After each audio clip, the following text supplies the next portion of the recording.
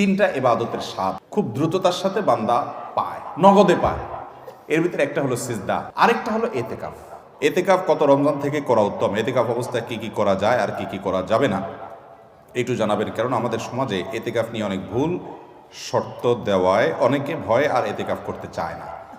ভাইরে, তিনটা ইবাদতের স্বাদ খুব দ্রুততার সাথে বান্দা পায়, নগদে পায়।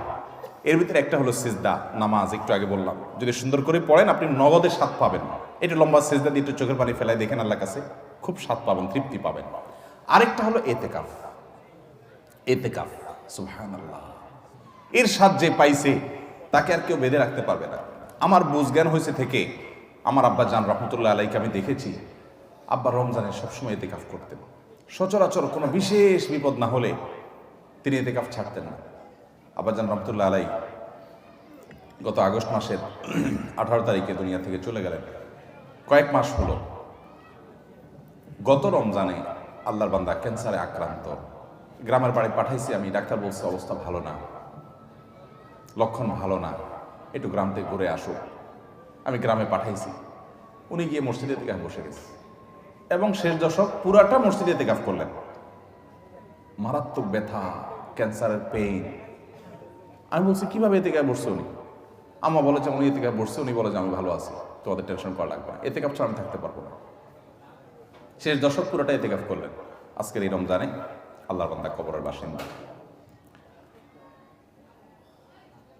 আমি নিজে আলহামদুলিল্লাহ চেষ্টা করি রমজান এতেকাফ করার, চেষ্টা করি। খুব বিশেষ অসুবিধা না হলে আমার বুঝজ্ঞান হচ্ছে আমি চেষ্টা করি। আমল অন্য আমল করতে পারি না, এটা ছাড়ার চেষ্টা করি না, মানে এটা ছাড়তে চাই না, চেষ্টা করি এটা করার।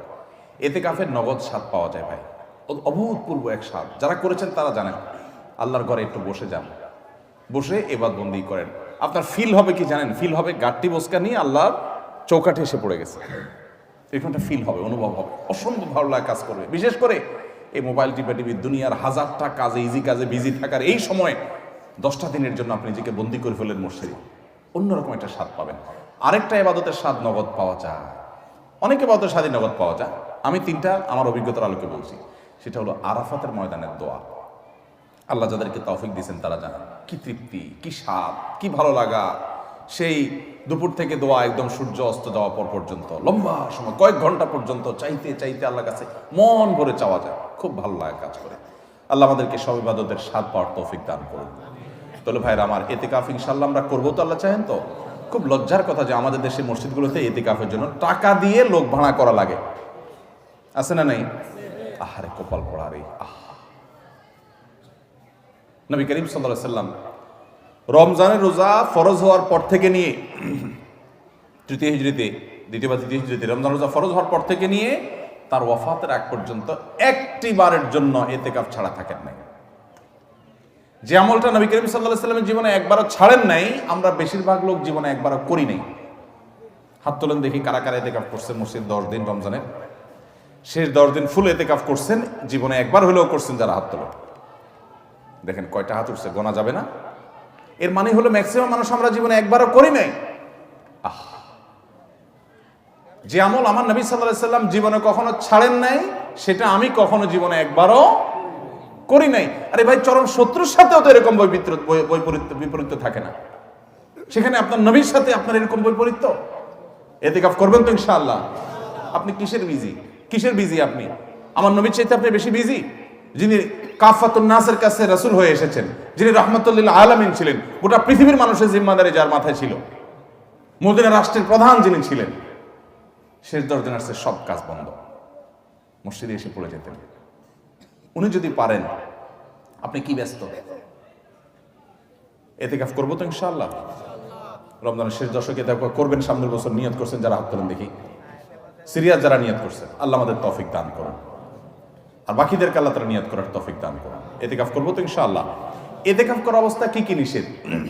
এতেকাফের বাইরে আপনার যা যা নিষেধ, এতেকাফ অবস্থায় তা নিষেধ। হারাম কোনো কাজ তো বাইরেও করা যাবে না, মসজিদেও করা যাবে না। তবে এতেকাফরত অবস্থায় আপনি দুনিয়ার কাজ কাম এতেকাফে বসে বসে করবেন না। একান্ত যেটা বাধ্য, আপনার ব্যবসা বাণিজ্য অন্যান্য কাজ যেগুলো না করলে নয়, আপনি মসজিদে বসে ওইটার উপর আপনার ডিপেন্ডেন্ট, আপনার চলতে হয়।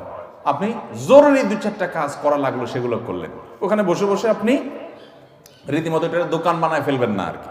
ওখানে বসে দুনিয়াবি প্রয়োজনীয় কাজগুলো আপনি সারতে পারবেন, যেগুলো আপনার জন্য জরুরি সেগুলো আপনি করতে পারবেন। এছাড়া আপনি মসজিদের ভিতরে নিজেকে আবদ্ধ করে ফেলবেন। এটা করবেন হলো 20 রমজান সূর্য অস্ত যাওয়ার আগে আগে মসজিদে ঢুকবেন। 20 রমজান সূর্য অস্ত যাওয়ার আগে আগে মসজিদে ঢুকবেন। এরপর থেকে সূর্য ঈদের চাঁদ দেখা যাওয়ার আগ পর্যন্ত মসজিদে থাকবেন। ঈদের চাঁদ দেখা যাওয়ার সংবাদ শুনছেন, এরপর বের হয়ে যাবেন। এই 10 দিন আপনি মসজিদে অবস্থান করবেন, নিজেকে সেখানে আবদ্ধ করে রাখবেন। এবং এর মধ্যে আপনি বাহিরে যাবেন না। বাহিরে যাবেন টয়লেটের জন্য, পেশাব পায়খানা করার জন্য, একান্ত জানা হলো না সেই জন্য যাবেন। এমনকি খাবারটা এনে দেওয়ার লোক থাকলে আপনি বাসায়ও যাবেন না। খাবার এনে দেওয়ার কোনো লোক নাই, কোনো ব্যবস্থা নাই, এরকম কোনো জায়গায় যদি ইতিকাফ করেন তাহলে শুধু খেতে চেয়ে কারোর সাথে কথাবার্তা না বলে সোজা আবার চলে আসবেন, বাস। অর্থাৎ 10 দিন আপনি মসজিদে বন্দি রাখলেন নিজেকে, শুধু বন্দির জন্য, বাস। এ হলো ইতিকাফ। সেখানে আপনি তেলাওয়াত, তাসবিহ, ঘুম, অন্য সাধারণ কাজকাম সবই করতে পারবেন। এমনকি যে বললাম দুনিয়ার যে কাজ না করলেন সেটাও আপনি জরুরি কাজ মসজিদে বসে করতে পারবেন।